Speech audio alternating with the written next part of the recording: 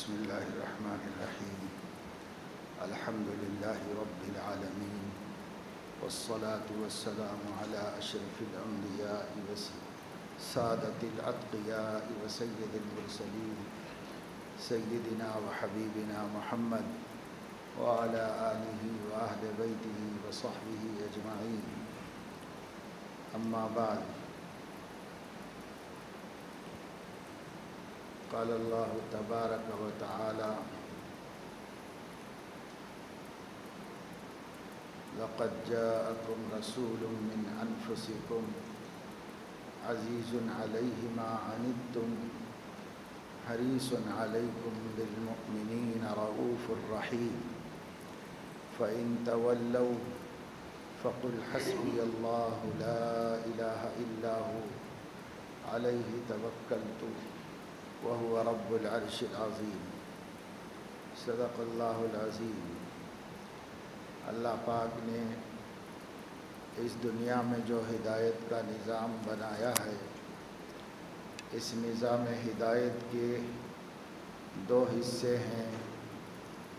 ایک اللہ کی کتابوں کا سلسلہ اور ایک اللہ کے بندوں کا، نبیوں کا سلسلہ، جنہیں اللہ رب العزت نے بندوں میں سے چن کر بندوں کی ہدایت کے لیے انتخاب فرمایا اور ان کے پاس اپنی وحی بھیجی اور اس وحی کے ذریعے سے انہیں علم اور تربیت عطا فرمائی.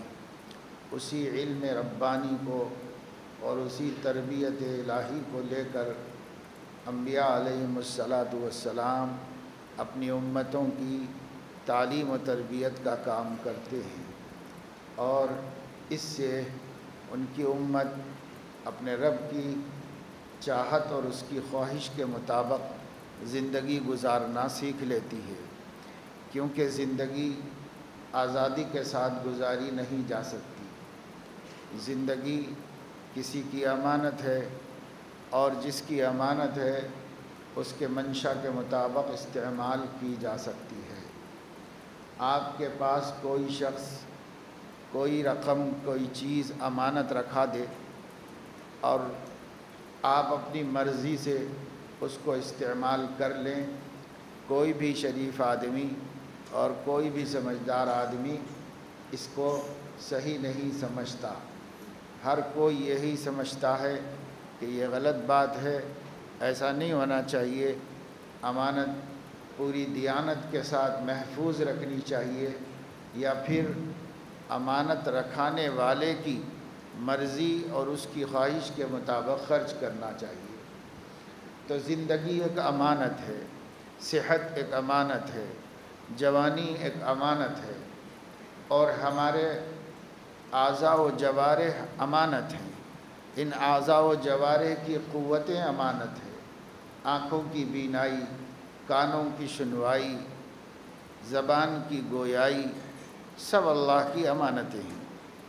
یہ امانت رکھانے والے کی مرضی کے مطابق استعمال کی جا سکتی ہے. اپنے من سے اور اپنی خواہش کے مطابق اس کو استعمال کرنا مس یوز ہے، غلط اور ناجائز استعمال ہے. اس کی کوئی گنجائش نہیں ہو سکتی. اس لیے اللہ تعالیٰ پیغمبروں کو بھیجتے ہیں، اور پیغمبر آ کر لوگوں کو اللہ تعالیٰ کے منشا والا راستہ دکھاتا ہے، اللہ تعالیٰ کی پسند والا راستہ بتاتا ہے. یہ سمجھاتا ہے کہ دیکھو، زندگی جب امانت ہے تو اس امانت کی حفاظت کیسے کرنی چاہیے، اور اس امانت کو امانت رکھانے والے کی منشا کے مطابق کیسے استعمال کریں گے. کیونکہ بندے اپنے رب سے معلوم نہیں کر سکتے کہ آپ کی اس امانت کو ہم کہاں خرچ کریں اور کیسے اس کا استعمال کریں. تو اللہ نے اپنے اور بندوں کے بیچ میں ایک واسطہ رکھا ہے، اور اس کو اتنی طاقت دی ہے کہ وہ اللہ کے کلام کو سمجھے، اللہ کے پیغام کو ریسیو کرے، قبول کرے. اس کو طاقت دی ہے. سب کے پاس یہ طاقت نہیں ہے.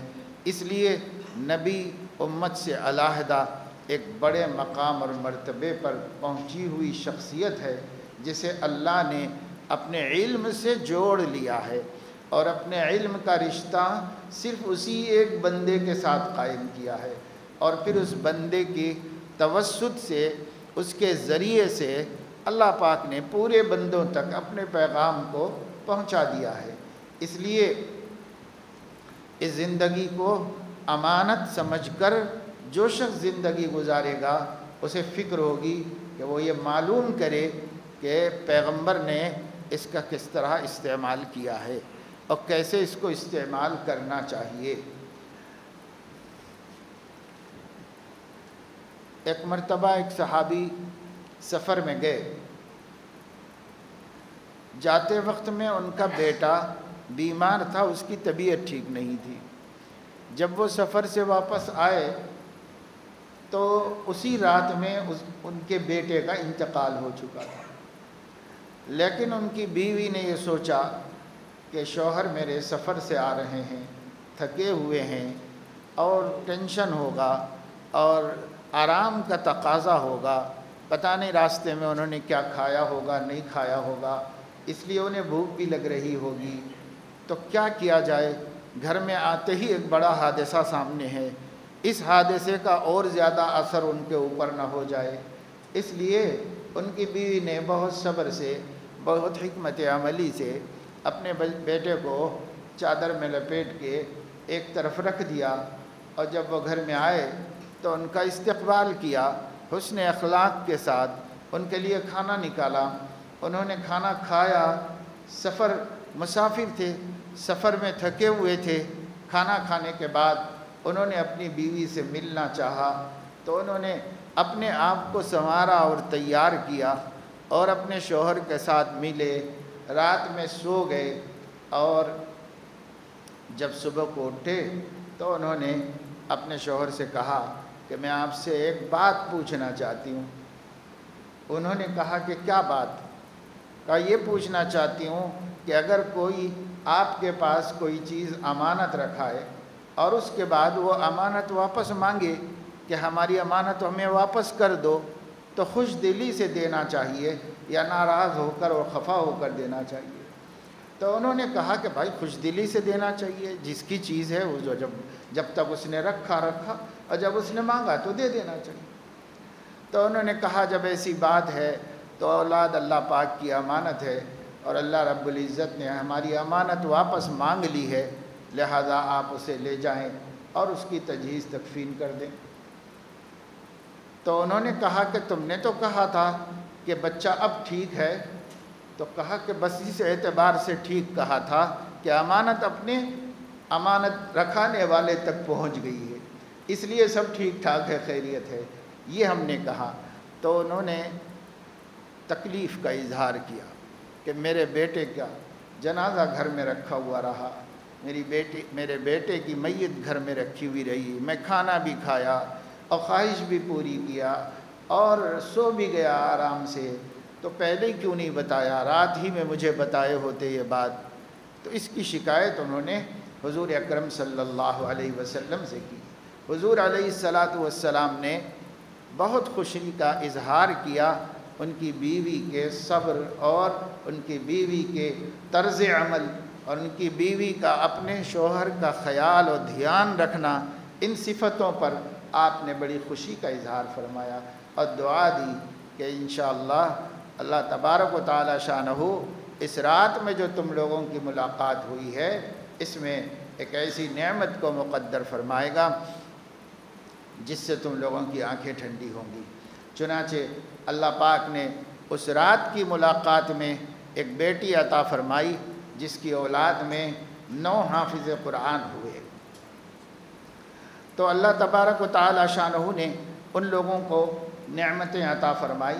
یہاں صرف مجھے یہ بتانا ہے کہ دیکھیے ان خاتون نے اولاد کو کیا سمجھا، ذہن میں کیسا بیٹھا ہوا ہے عقیدہ کہ جو کچھ بھی ہمارے پاس ہے وہ اللہ کی امانت ہے۔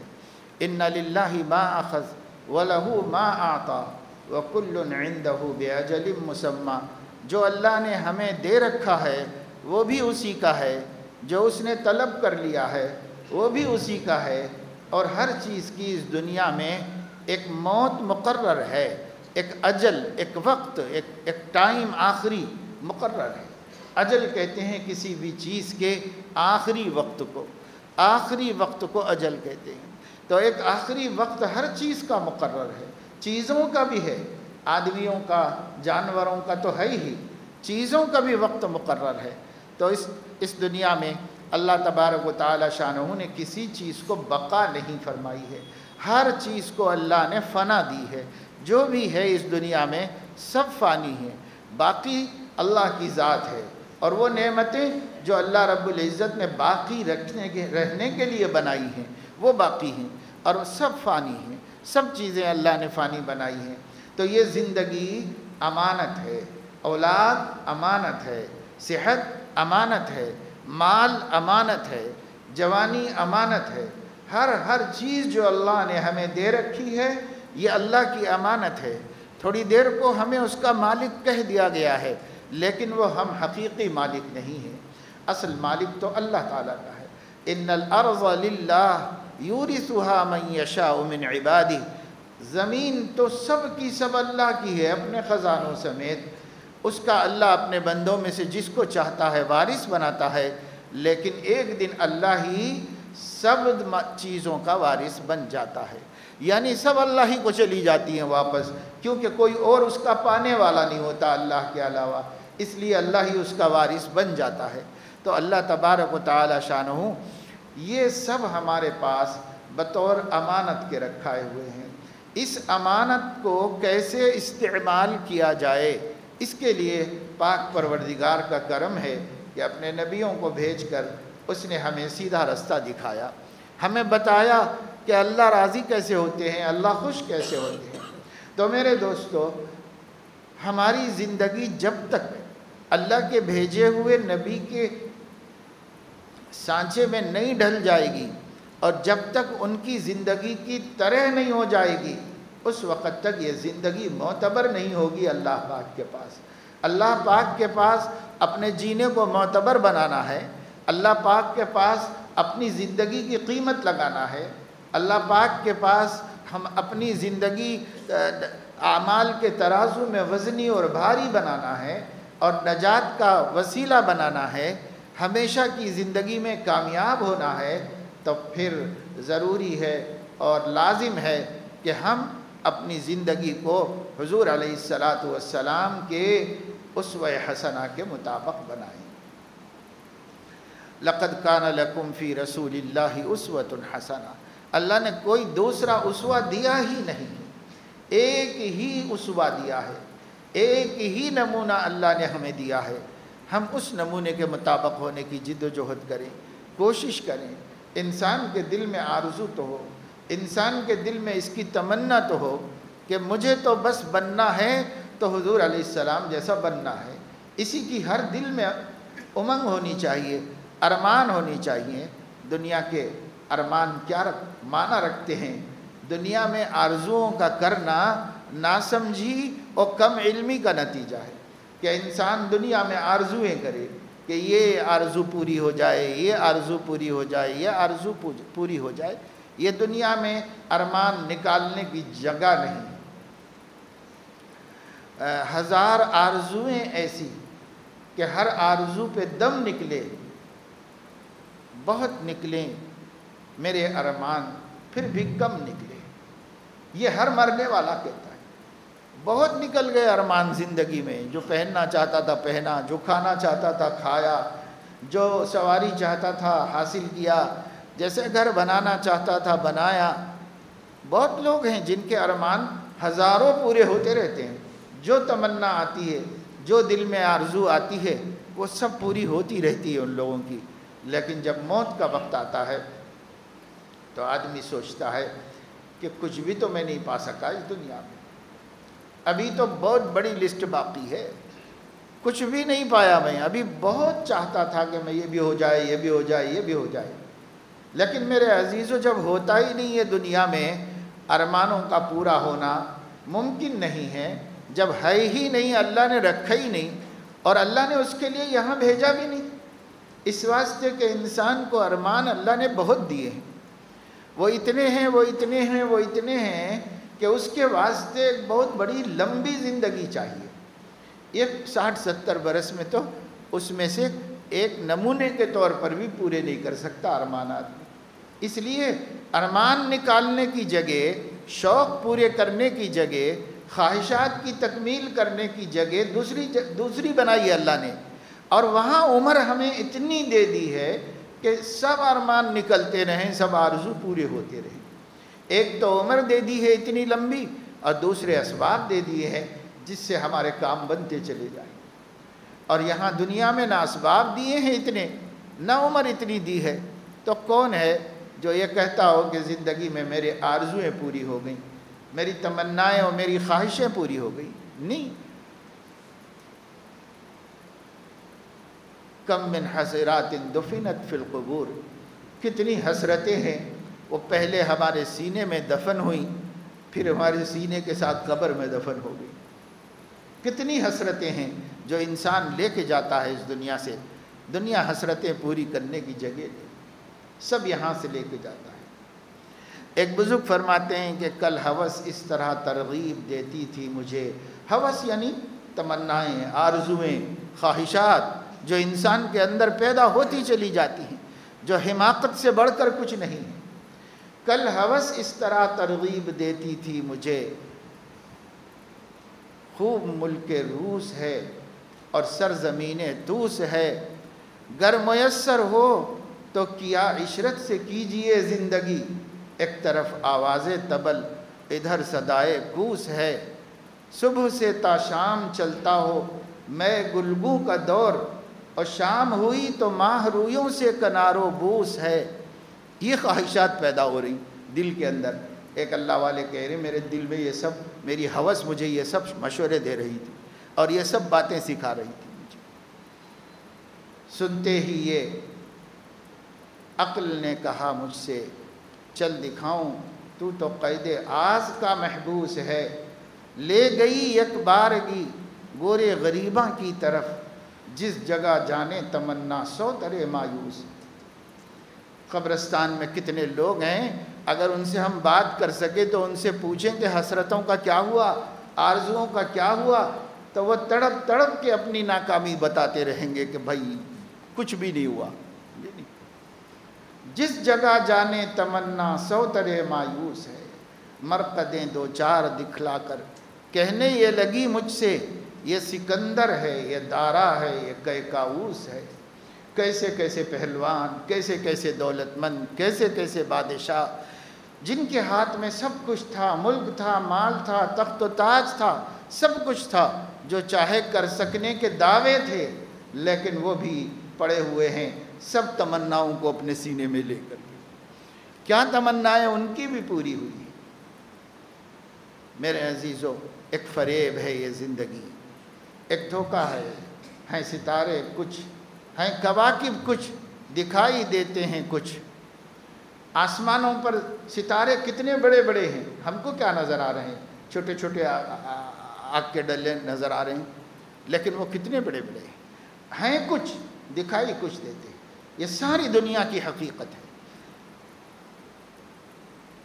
یوں تو دنیا دیکھنے میں کس قدر خوش رنگ تھی، قبر میں جاتے ہی دنیا کی حقیقت کھل گئی۔ وہاں پتہ چلا کہ صاحب وہ کچھ بھی نہیں تھی، دنیا کچھ بھی نہیں تھی۔ یہ چمن یوں ہی رہے گا اور ہزاروں بلبلیں اپنی اپنی بولیاں بول کر سب اڑ جائیں گی۔ کوئی بلبل بھی اس چمن میں رہنے کے لیے نہیں آئی، بولی بولے گی، جتنے دن اس کو رہنا ہے رہے گی، جتنے دن اس کو اپنی باتیں کرنا ہے کرے گی، ہر بلبل اڑ جائے گی۔ خدا جانے یہ دنیا جلوہ گاہ ناز ہے کس کی، ہزاروں اٹھ گئے رونق وہی باقی ہے محفل کی۔ ہم سے پہلے یہ مسجد اس سے مختصر تھی، اس سے چھوٹی تھی، اتنی خوبصورت نہیں تھی، اے سی نہیں تھا، ہوائیں نہیں تھی، کشادہ نہیں تھی، چھوٹی سی مسجد تھی، اس میں بھی کچھ لوگ تھے، ان میں کی اکثریت اٹھ گئی ہے، سب چلے گئے اپنے آخری قیام گاہ پر، ان کے جانے سے کوئی فرق نہیں پڑا۔ ان کے بعد بھی یہ مسجد ہے اور وسیع ہے اور کشادہ ہے اور آرام دہ ہے۔ تب چٹائیاں تھیں، اب قالینیں بچھی ہوئی ہیں، ہزاروں اٹھ گئے، رونق وہی باقی ہے محفل کی۔ یہ دنیا ہمارے رہنے نہیں رہنے کی پرواہ نہیں کرتی۔ اس دنیا کو اللہ رب العزت نے جس طرف بڑھایا ہے ادھر بڑھتی جا رہی ہے، ادھر بڑھتی چلی جا رہی ہے۔ آپ تصور میں برابر برابر دو لکیریں بنا لیجئے، دونوں ایک مساوی دو لکیریں بنا لیجئے۔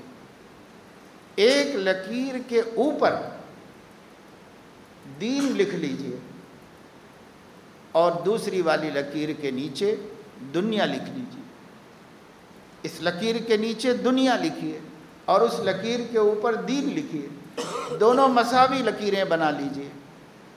وہ جو اوپر دین ہے وہ نبی پاک صلی اللہ علیہ وسلم کے زمانے میں سب سے اوپر تھا، اعلیٰ درجے کا تھا۔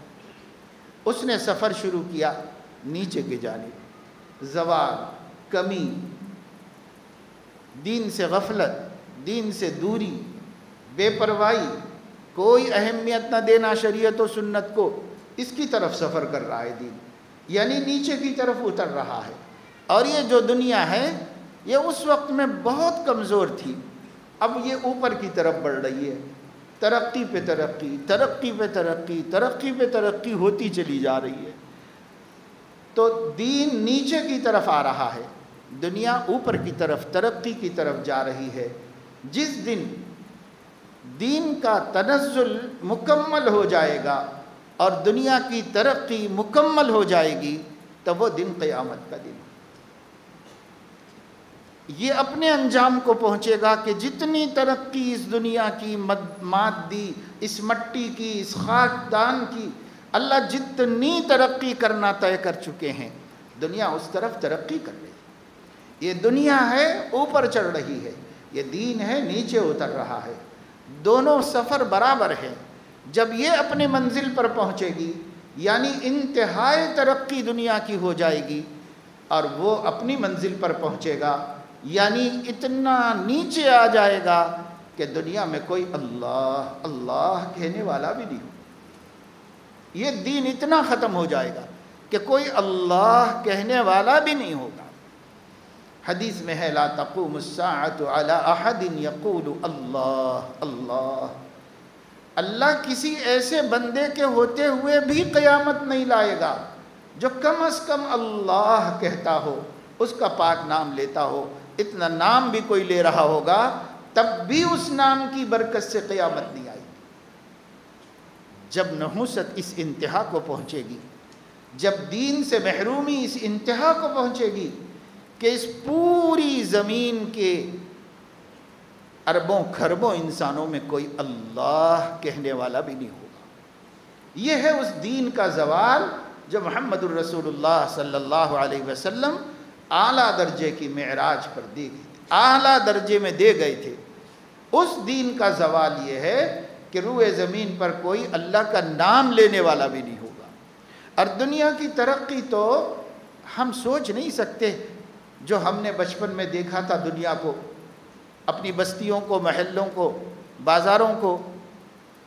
بھائی 20 سال ہوتے ہوتے، 30 سال ہوتے ہوتے کیا سے کیا ہو گئی دنیا، کیا سے کیا ہو گئی، کیا ترقی کی رفتار ہے دنیا کی، کیسی کیسی ٹیکنالوجیز وجود میں آئیں، کیسی کیسی مشینریاں آئیں، کتنی راحت و آرام دنیا نے دیکھی، سائنس کی کس انتہا کو پہنچ رہی ہے، ابھی پہنچ رہی ہے، اور یہ بڑھے گی اور بڑھے گی اور بڑھے گی اور بڑھے گی۔ ہم سوچ نہیں سکتے جن نعمتوں کو ہم دیکھ رہے ہیں دنیا کی، ہم نے، ہمارے باپ داداؤں نے نہیں دیکھی تھی، اور جو انہوں نے دیکھی تھی ان سے پہلے والوں نے نہیں دیکھی تھی، اور جو آج ہم دیکھ رہے ہیں یہ دنیا کی منتہائی ترقی نہیں ہے۔ ہمارے بعد والے آئیں گے وہ دیکھیں گے جو ہم نے نہیں دیکھا ہے۔ وَيَخْلُقُ مَا لَا تَعْلَمُونَ، پیدا کرتا ہی رہوں گا، میں پیدا کرتا ہی رہوں گا، جو تم نہیں جانتے وہ پیدا کرتا ہی رہوں گا۔ ہزاروں اٹھ گئے، رونق وہی باقی ہے محفل کی، یعنی اس دنیا کی دنیاوی رونق باقی ہے، اس دنیاوی رونق میں کوئی کمی نہیں آئی، یہ تو اور بڑھے گی اور بڑھے گی اور بڑھے گی۔ لیکن جو دینی رونق تھی وہ ہر دن زوال پذیر ہے، وہ گرتی جا رہی ہے، گرتی جا رہی ہے دین کی رونق۔ صحابہ کا جو دور تھا اس میں دنیا کی رونق کچھ نہیں تھی، بیچارے 2 دن کے بعد کھا لیتے تھے ایک روٹی آدھی روٹی، اور وہ بھی خشک روٹی کھاتے تھے، سالن بھی میسر نہیں ہوتا تھا۔ ایسی سوکھی روٹیاں اور ایسا جو کی خشک روٹی کہ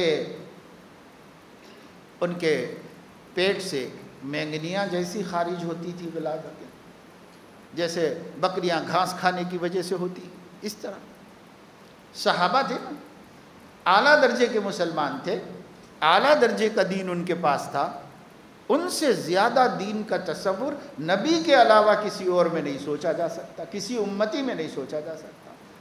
سب سے اعلیٰ درجے کا دین جن کے پاس تھا، ایمان کی سب سے بلند سطح جس کے پاس تھی، تقویٰ جن کے پاس سب سے بڑھ کر تھا، پوری امت سے بڑھ کر تھا، لیکن ان کی دنیا کا کیا حال تھا بھائی؟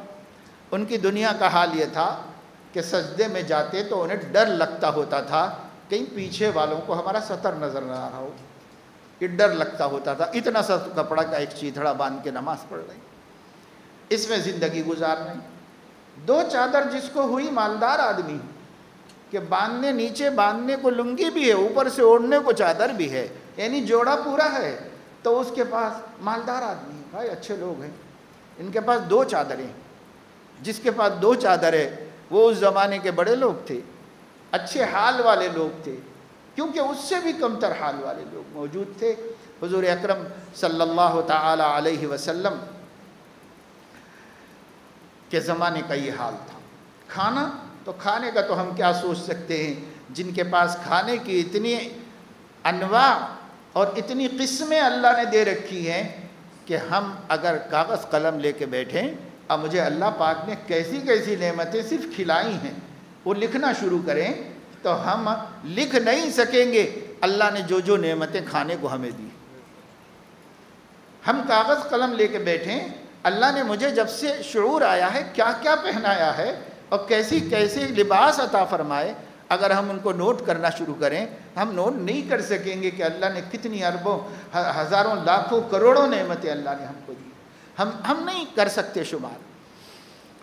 لیکن جو اعلیٰ درجے کے لوگ تھے ان لوگوں کے لیے اللہ تعالیٰ نے دنیا بالکل 0 درجے میں رکھی تھی، یہ 0 درجہ، یہ 0 درجے میں دنیا تھی، اور دین جو تھا وہ فائنل درجے میں تھا، آخری درجے کا دین، سب سے بڑھ کر وہ دین ان کے پاس تھا۔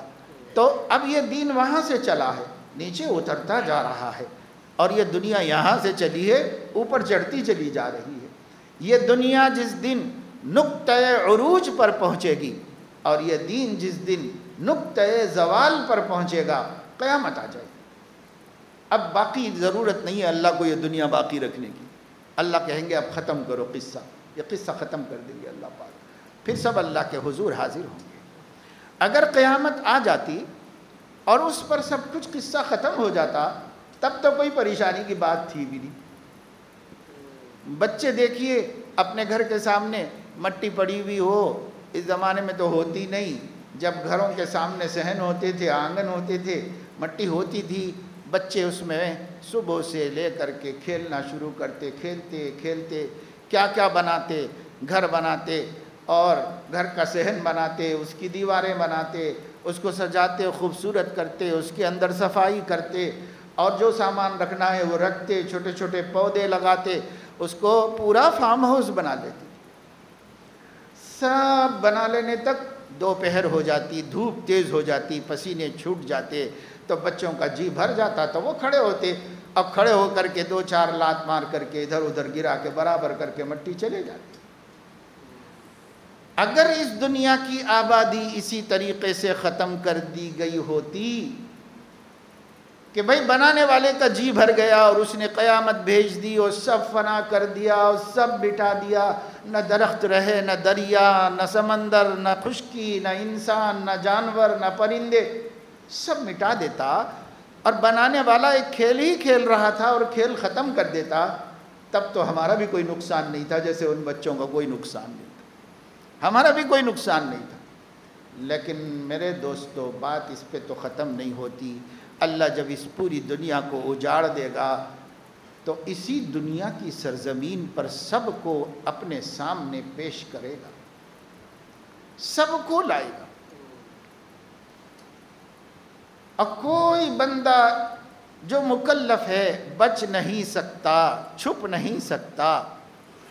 ایک آرڈر پر، صرف ایک حکم پر زمین نکال کے پھینک دے گی۔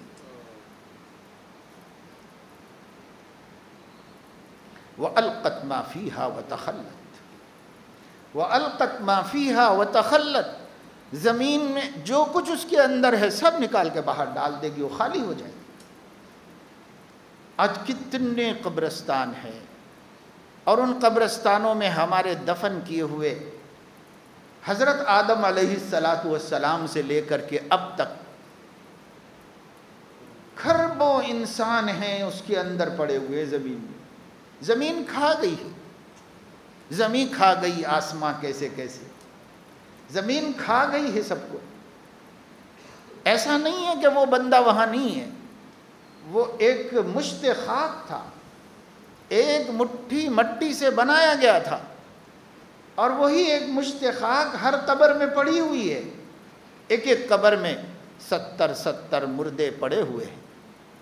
روئے زمین میں زمین کا کوئی حصہ خشکی کا ایسا نہیں جس کے اندر مردے نہ ہوں، اور طریقہ بھی ایسا نہیں، اس لیے کہ سمندر اپنی جگہیں بدلتا رہتا ہے، اس لیے وہاں پر بھی بہت سارے زیر زمین مردے پڑے ہوئے، جتنے پانی میں ڈوب گئے، جتنے جلا دیے گئے، جتنے دفنا دیے گئے، سب ایک مٹھی مٹی ہے، اور یہ مشت خاک کہیں نہیں گئی، خاک سے نکلی تھی خاک میں مل گئی، وہیں پر ہے، کوئی کہیں نہیں گیا۔ اسی مٹی سے اللہ نے ہمیں بنایا تھا، اس میں واپس کر دیا۔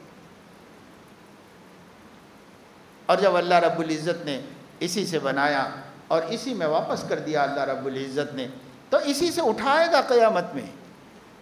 کیسے اٹھائے گا؟ ایک حکم دے گا، زمین تیرے سینے میں جتنی امانت ہے میرے بندے باہر کر دے، سب بندوں کو باہر کر دے، بس اتنا اللہ حکم دے دے گا۔ اور اس حکم کے بعد وَأَلْقَتْ مَا فِيهَا وَتَخَلَّتْ، بعض حدیثوں سے پتہ چلتا ہے ایک میں برسائے گا اللہ، جب اللہ یہ اعلان کر چکا ہوگا کہ آج میرے علاوہ کوئی نہیں بچا، میرے علاوہ کوئی نہیں بچا، جب اللہ اس کا اعلان کر چکا ہوگا، اس کے بعد اللہ تعالیٰ سب سے پہلے سور پھونکنے والے فرشتے کو پیدا کرے گا، اور وہ کھڑا ہوگا اور وہ سور سنبھالے گا۔ اللہ پاک زمین سے ایک چھوٹا سا مہ برسائیں گے، ہلکی بارش، زمین ملائم و نرم ہو جائے گی، ہلکی سی بارش، کیچڑ ویچڑ نہیں سے۔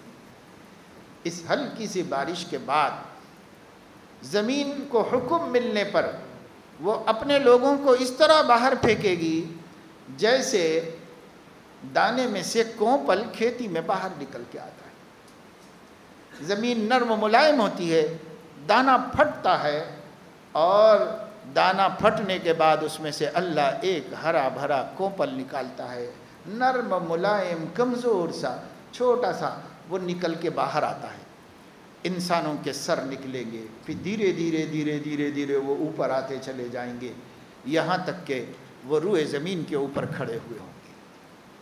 اس وقت حدیث پاک میں ہے کہ نہ کوئی درخت ہوگا روئے زمین پر، نہ پانی ہوگا، نہ کوئی آڑ ہوگی، نہ پہاڑ ہوں گے، نہ زمین نیچے اوپر ہوگی کہ نیچے والے اوپر والوں کو دکھائی نہ دیں، اوپر والے نیچے والوں کو ایسا کچھ نہیں ہوگا، بلکہ ایک مسطح زمین ہوگی، چھٹیل میدان، سیدھی زمین۔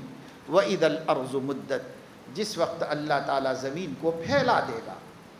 اب ایک کرہ ہے، بال کی شکل میں ہے، وَإِذَا الْأَرْضُ مُدَّتْ، اس دن اللہ اس کو سیدھی کر دے گا، زمین سب طرف سے ایک جیسی ہو جائے گی، بالکل سیدھی، اور اس میں سب اگ کے باہر آ جائیں گے۔ تو جدھر دیکھو انسان ہوں گے، جدھر دیکھو انسان ہوں گے، اور یہ سارے انسانوں کا اللہ حساب لینے بیٹھے گا۔ وَنَضَعُ الْمَوَازِينَ الْقِسْطَ لِيَوْمِ الْقِيَامَةِ فَلَا تُظْلَمُ نَفْسٌ شَيْئًا وَإِنْ كَانَ مِثْقَالَ حَبَّةٍ مِّنْ خَرْدَلٍ أَتَيْنَا بِهَا وَكَفَى بِنَا حَاسِبِينَ۔ اللہ فرما رہے ہیں ہم ضرور قائم کریں گے ایک ترازو جس میں بندوں کے اعمال تولے جائیں گے، اقوال تولے جائیں گے، اعمال قلب بھی تولے جائیں گے، اعمال جوارح بھی تولے جائیں گے، اعمال لسان زبان کے اعمال بھی تولے جائیں گے، سب اس میں تولے جائیں گے، اور اس کے لیے ہم ترازو قائم کریں گے۔ پھر کسی پہ ظلم نہیں کریں گے، ہر ایک کا انصاف کے ساتھ، عدل کے ساتھ معاملہ طے کریں گے، فیصلہ کریں گے ہم۔ اور رائی کے دانے کے برابر کسی کی نیکی ہے یا بدی ہے، اس کا عمل ہے، رائی کے دانے کے برابر کسی کا عمل ہے، ہم اس کو بھی نہیں چھوڑیں گے۔ اتینا بہا، وہ بھی لائیں گے اور وہ بھی ترازو میں رکھوائیں گے۔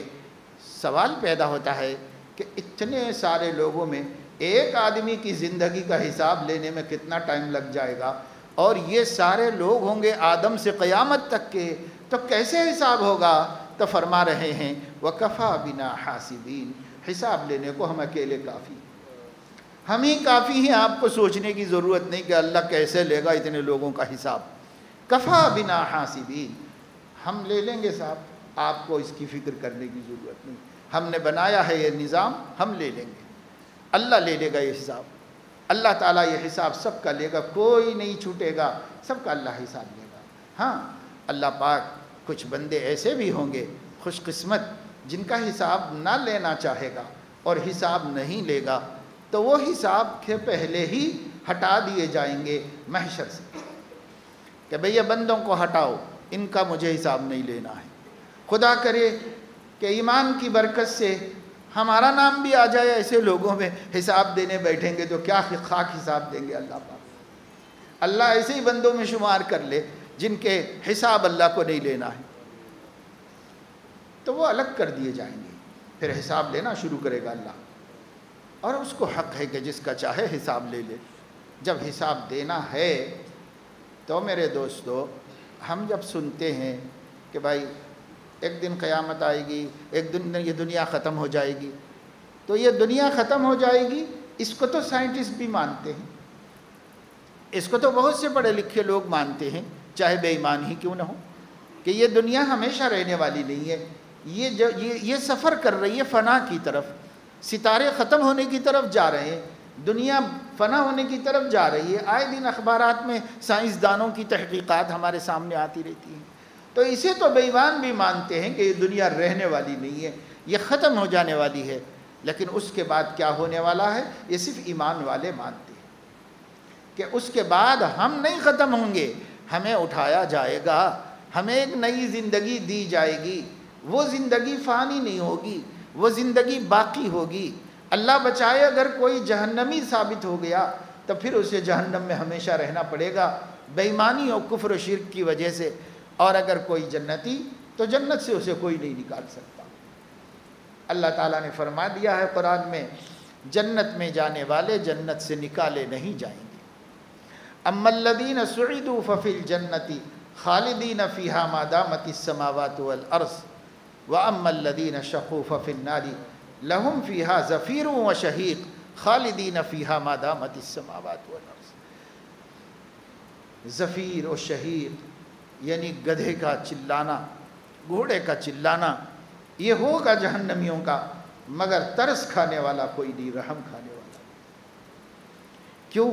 اس دنیا میں ہم نے اللہ کے دین پہ ترس نہیں کھایا، اس دنیا میں ہم نے نبیوں کی محنت پہ رحم نہیں کھایا، اس دنیا میں ہم نے ہمارے آقا صلی اللہ علیہ وسلم اور ان کے اہل بیت اطہار، ان کی بیویاں، ان کی بیٹیاں، ان کے خاندان والے اور ان کے دوست احباب، ان کے زمانے کے مسلمان اصحاب کرام، ان کی قربانیوں کو ایک نظر بھی پیار سے نہیں دیکھا، ایک دفعہ بھی اس پہ ترس نہیں کھایا کہ آخر انہوں نے اتنا سب کچھ کس کے لیے قربان کیا تھا، کس دین کے لیے، کس کام کے لیے، آنے والی نسلوں تک ایمان پہنچانے کے لیے، بعد کے زمانے کے لوگوں کو جہنم کی آگ سے بچانے کے لیے انہوں نے کتنی تکلیفیں اٹھائیں۔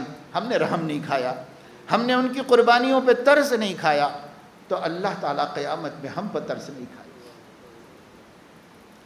اس لیے ہمیں اپنی جانب دھیان دینا چاہیے، توجہ دینا چاہیے، ہر طرف سے ہمیں اس وقت میں کوئی خوشی کی خبر نہیں مل رہی ہے. دل دکھانے والی، خون جلانے والی اور بے چین کرنے والی خبریں ہیں. صبح یہی ہے، شام یہی. ہم ایک ایسی قوم ہیں جس کے نبی پر نازل ہونے والی کتاب کا مذاق اڑایا جا رہا ہے، اپنے فنکشنوں میں اس کو جلایا جا رہا ہے.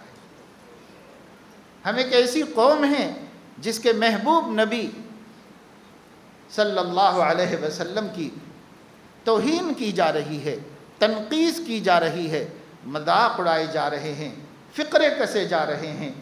ہم ایک ایسی قوم ہیں جس کی دین کو بری نظر سے دیکھا جا رہا ہے.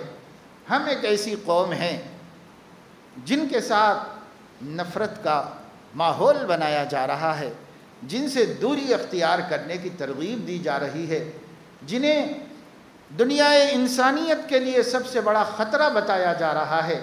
شیر چیتوں سے زیادہ درندے جن کو ثابت کیا جا رہا ہے. تاریخ کو مسخ کیا جا رہا ہے، حالات کو بدلا جا رہا ہے، سب کچھ جان بوجھ کر کیا جا رہا ہے. لیکن ہمارے اوپر کوئی اثر نہیں، ہمارے اوپر کوئی اثر نہیں. ہم ٹس سے مس نہیں ہیں. جو تاش کھیلنے والے ہیں وہ تاش کھیل رہے ہیں، جو نشہ لینے والے ہیں وہ نشہ لے رہے ہیں، جو بے نمازی ہیں برابر بے نمازی ہیں، جو حرام کاروبار کرنے والے ہیں وہ حرام کاروبار کرنے، سود پر سود، کمزور غریب سب کا خون نچوڑ کر کے کھا رہے ہیں اور مستنڈے بن رہے ہیں. انہیں کوئی پرواہ نہیں ہے کہ کیا ہو رہا ہے ان کے دین کے بارے میں. انہیں کوئی پرواہ نہیں ہے ان کا فیوچر کیا ہے، ان کے آئندہ کے لیے دنیا کیا سوچ رہی ہے. انہیں اس کی کوئی پرواہ نہیں ہے. ان کے بچے مسلمان باقی رہیں گے یا مرتد ہو جائیں گے، مشرک بن جائیں گے، انہیں اس کا کوئی ڈر نہیں ہے، کوئی خطرہ نہیں ہے. وقت پہ کھا رہے ہیں، وقت پہ پی رہے ہیں، تمام خواہشات، تمام خوشیاں اور تمام شوق پورے ہو رہے ہیں.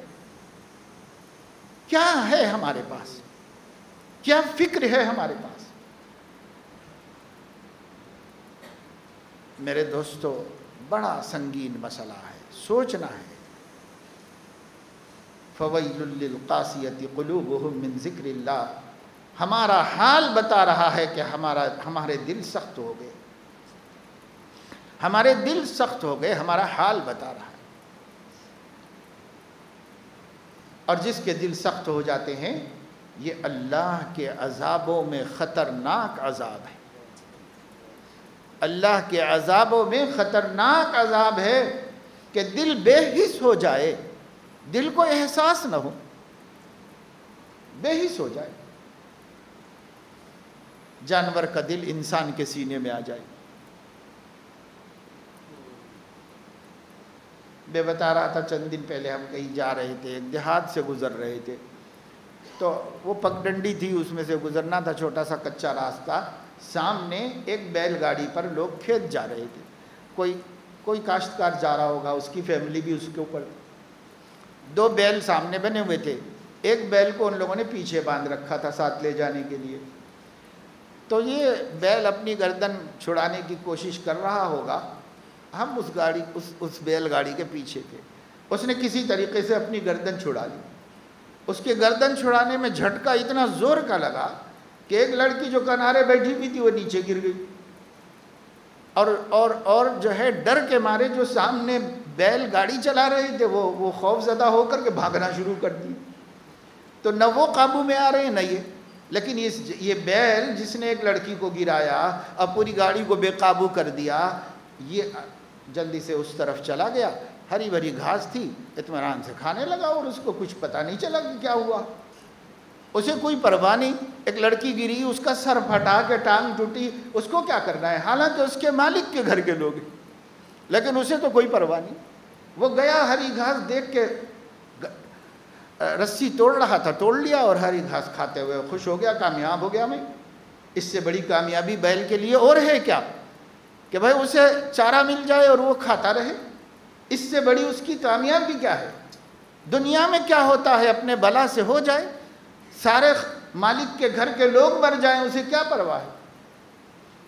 میرے دوستو، بیل کا دل جب انسان کے سینے میں آ جاتا ہے اسے بھی پرواہ نہیں کہ پڑوس میں کیا ہو رہا ہے، رشتہ داروں پہ کیا گزر رہی ہے، کتنی بیٹیاں گھروں میں بیٹھی ہوئی ہیں، ان کے مسائل کا کون حل کرنے والا ہے، آخر میں کیوں اس کا رشتہ دار ہوں، آخر میں کیوں اس کا بھائی بنا ہوں، کیوں میں اس کا چچا بنا ہوا ہوں، کیوں میں اس کا ماموں بنا ہوا ہوں، میرے دھرتی پہ جینے کا فائدہ کیا ہے، میں اگر اپنے خون کا فائدہ نہیں کر سکتا تو میں دنیا میں جی کے کیا کروں گا۔ یہ انسان کا سینے میں دل ہوتا، انسان کا تو سوچ سکتا تھا، سینے میں ہمارے دل بیل کا ہے تو کہاں سے سوچ سکتا ہے، کچھ بھی نہیں سوچ سکتا۔ فَوَيْلٌ لِّلْقَاسِيَةِ قُلُوبُهُم مِّن ذِكْرِ اللَّهِ، جن کے دل یاد الہی سے غافل ہو گئے ہیں وہ بہت بربادی میں ہیں، بڑی تباہی میں۔ آج رشتہ دار کی بات نہیں ہے، آج پڑوسی کی بات نہیں ہے، آج انسان کی بات نہیں ہے۔ میرے دوستو اپنے کلیجے پہ ہاتھ رکھ کے سنو، آج مسئلہ آیا ہے اپنے نبی کی آبرو کے تحفظ کا، آج مسئلہ آیا ہے اپنے اللہ کی نازل کی ہوئی کتاب کی عزت بچانے کا، آج مسئلہ آیا ہے دین اسلام کی حفاظت کرنے کا۔ آپ کہہ سکتے ہیں کہ عبد المطلب نے کہا تھا ایک بادشاہ سے جو کعبے پہ حملہ کرنے کے لیے آیا تھا، ابرہہ، عبد المطلب نے کہا تھا تمہاری فوج کے لوگوں نے میرے اونٹ پکڑ لیے ہیں، میرے اونٹ دلوا دیجئے۔ تو ابرہہ نے کہا کہ میں آپ کو بہت سردار، اطلاع ملی مجھے کہ سردار ہیں مکے کے، تو میں آپ کو بہت عزت دیا، مقام دیا، مجھے نہیں معلوم تھا کہ آپ کی سوچ اتنی چھوٹی سی ہے کہ میں آپ کے رب کا گھر گرانے کے لیے آیا ہوں، آپ اس کے بارے میں تو مجھ سے بات نہیں کرتے، آپ اپنے اونٹ چھڑانے کے لیے آئے۔ تو عبد المطلب نے کہا کہ بیت اللہ تو اس کا رب بچا لے گا، اونٹ میرے ہیں، مجھے اپنے مال کی فکر ہے۔ بیت اللہ اللہ کا گھر ہے اور رب البیت اس کی حفاظت خود کر لے گا، یہ عبد المطلب نے کہا تھا۔ لیکن عبد المطلب ایمان والے نہیں تھے، ایمان والے نہیں تھے۔ جو ایمان والا ہوتا ہے، جو نبی کو مانا ہوا ہوتا ہے، اس پر نبی کے کام کی ذمہ داری ہوتی ہے، نبی کے کام کی ذمہ داری اس کے اوپر ہوتی ہے۔ آج اگر کوئی حملہ کرے بیت اللہ پر تو سعودیہ عربیہ کا بادشاہ یہ جواب نہیں دے سکتا کہ میں اپنے تخت کی حفاظت کر لوں گا اور بیت اللہ کی حفاظت اللہ کر لے گا۔ اگر وہ مومن ہے تو اس کو یہ جواب دینا جائز نہیں، اسے تو اپنی جان قربان کر کے حفاظت کرنا پڑے گا، ہر مومن کو اپنی جان دینے کے لیے تیار ہو جانا پڑے گا اگر کعبۃ اللہ پر آج ایمان والوں کے سامنے کوئی بات آئے گی۔ یہ عبد المطلب کا جواب تھا۔ جب کوئی ایمان والا نہیں تھا بیت اللہ کو بچانے کے لیے تو اللہ نے بچا لیا اپنی قدرت کا اظہار کر کے، اور اللہ رب العزت نے ان مکے والوں کو استعمال نہیں کیا۔ یہ اتنے بڑے ایمان کی بات کرنے والے عبد المطلب کو بھی یوز نہیں کیا اللہ نے۔ اللہ رب العزت نے چھوٹی چھوٹی چڑیاں بھیجی، معمولی جسم کے پرندے جن کے چونچ میں اور پنجوں میں اللہ نے چھوٹے چھوٹے سنگریزے رکھ دیے اور بھیج دیے۔ یہ بڑے بڑے ایٹم بم سے زیادہ خطرناک ثابت ہوئے۔ انہوں نے آ کر کے ایک ایک بندے پر اس فوج کے اپنے بم سے نشانہ کیا، ٹارگٹ کیا۔ آج دنیا اتنے برسوں کے بعد جا کر کے ٹارگٹ کرنے والے بم تیار کیے ہیں، میزائل تیار کیے ہیں، جس کو اگر رخ دے دیا جائے بلکہ آدمی بتا دیا جائے تو اس آدمی پر جا کر کے گریں گے اور اسے ہلاک کریں گے۔ یہ ٹیکنالوجی تو اللہ نے اپنی قدرت سے کبھی دکھا دی تھی کہ ہر کنکر پر اللہ نے نام لکھ دیا تھا۔ سجیل وہ رجسٹرڈ کنکریاں تھیں، نام لکھ کے اللہ نے بھیجا تھا، یہ فلاں ہی پر گرے گی، وہ فلاں ہی پر گرے گی اور اسے ہلاک کرے گی، وہ برباد کر دے گی۔ اللہ نے ایسا اپنی قدرت کا اظہار کر کے بیت اللہ کو ایک بدنیت سے کیوں بچایا؟ اس لیے کہ مکے کی وادی میں کوئی اللہ کا نام لینے والا نہیں تھا اور کوئی اللہ کے نبیوں پر ایمان رکھنے والا نہیں تھا، اس وجہ سے اللہ نے کر لیا۔ اگر ہم یہ کہتے ہیں آج کہ اللہ اپنے دین کی حفاظت کر لے گا، ہم کھاؤ پیو موج مستی کرو اور ہمیں کوئی گناہ بھی چھوڑنے کی ضرورت نہیں، دعا کرنے کی بھی ضرورت نہیں، کوئی کوشش کرنے کی بھی ضرورت نہیں، اللہ اپنے دین کی حفاظت کر لے گا، تو خدا کی قسم اللہ اپنے دین کی حفاظت کرنا جانتا ہے، وہ اپنی کتاب بھی بچائے گا، اپنے نبی کو بھی بچائے گا، اپنے دین کو بھی بچائے گا، لیکن غیب کی طاقت سے بچائے گا اور ہمیں رستے سے ہٹا دے گا اللہ پاک۔ کیوں؟ تم نہیں کرتے تو پھر جاؤ، جیسے میں نے مکے والوں کو چھوڑ دیا اور اپنی قدرت سے کر لیا، ایسے ہی اپنی قدرت سے کر لوں گا تو پھر تمہیں ریجیکٹ کر دوں گا، تمہیں چھوڑ دوں گا۔ اس لیے میرے دوستو، ملک کے حالات، بالخصوص ہمارے ملک کے حالات بہت قابل فکر حالات ہیں۔ اس میں اگر کوئی قوم سو رہی ہے تو اس کے سونے میں کوئی حرج نہیں کہ خطرات ان کے سر پہ نہیں منڈلا رہے ہیں، خطرات تو اللہ کا نام لینے والوں کے سر پہ منڈلا رہے ہیں۔ ہم کیسے سو سکتے ہیں؟ ہم کیسے آرام سے رہ سکتے ہیں؟ ہم کیسے اللہ کی بغاوت، نشے کرنا، حرام کھانا، نمازیں چھوڑنا، اتنے بڑے گناہ جن میں سے ہر ایک گناہ عذاب الہی کے اترنے کے واسطے کافی ہے، ایسے گناہوں میں ہم ملوث رہیں اور یہ سمجھ لیں کہ اللہ کے دین کی حفاظت کی ہم پہ کوئی ذمہ داری نہیں، تو ایک کام نہیں چلے گا۔ فکر کرنی ہوگی، اپنی بھی، اپنی اولاد کی بھی، اپنے گھر والوں کی بھی، ان کا دین کیسے بچے گا، ان کا ایمان کیسے محفوظ رہے گا، اس کے لیے کوششیں کرنا، فکریں کرنا، اور جو تدبیریں اور جو فکریں علماء کرام کر رہے ہیں ان کا ساتھ دینا اور اس پر اپنے گھروں تک پہنچانا اس عمل کو، ان پالیسیوں کو جو وقت کے فتنوں سے اپنے دین کو بچانے کے لیے جان جاتی ہے تو جان جا سکتی ہے، دے دیں گے، قربان کر دیں گے، لیکن ایمان کے ساتھ قربان کریں گے تو کام بنے گا، اور اگر ایمان بھی خطرے میں ہو تو اس جان کے دینے کا بھی کیا فائدہ ہونے والا ہے؟ اس جان کی کوئی قدر نہیں ہے اللہ کے پاس جو بے ایمان ہو۔ ہمیں ایمانوں کی حفاظت کی فکر کرنا ہے، دین کی حفاظت کی فکر کرنا ہے۔ اللہ نہ کرے کبھی ایسی مصیبت آئے کہ جانوں سے بھی ہاتھ دھونا پڑے تو الحمدللہ ایمان کے ساتھ ہم جان بھی دیں گے تو اللہ کے حضور کہہ سکیں گے نکل جائے دم تیرے قدموں کے نیچے، یہی دل کی حسرت، یہی آرزو۔ ایک جان کا سودا ہے، سو ایسا سودا نہیں، بہت سستا سودا ہے جو اللہ کو کر دیں گے۔ لیکن کب ہوگا یہ؟ جب ہمیں اللہ رسول پر یقین ہو، جب ہمارا دین مضبوط ہو، جب ہم اپنی نسلوں کے ایمان کا تحفظ کر رہے ہوں۔ ہمارے اوپر ابھی ایسا وقت نہیں آنے والا ہے، لیکن ہمارے بچوں پہ آنے والا ہے۔ ان کے لیے اگر ہم سنجیدہ نہیں ہیں، ان کے لیے اگر ہم فکر مند نہیں ہیں تو ہم اللہ کے بھی باغی ہیں، اپنی اولاد کے بھی باغی ہیں۔ قیامت کے دن ان کے سامنے بھی رسوا ہونا پڑے گا، اللہ کے سامنے بھی ذلیل ہونا پڑے گا۔ اس لیے ہمیں اس کی طرف فکر کرنے کی ضرورت ہے۔ اللہ پاک اپنے فضل و کرم سے ہمیں اپنے پیارے آقا سرور عالم صلی اللہ علیہ وسلم کی قدر کرنے کی توفیق عطا فرما دے، اور ان کے دین کی، ان کی تعلیم کی اور ان کی شریعت و سنت کو سینے سے لگا کر زندگی گزارنے کی اللہ توفیق نصیب فرمائے، اور اللہ پاک ان کا سچا عشق ہمارے دل میں پیدا کرے، اور اپنی عظمت اور اپنی توحید کا احساس کامل ہمارے دل میں پیدا فرمائے۔ آمین وآخر دعوانا الحمدللہ۔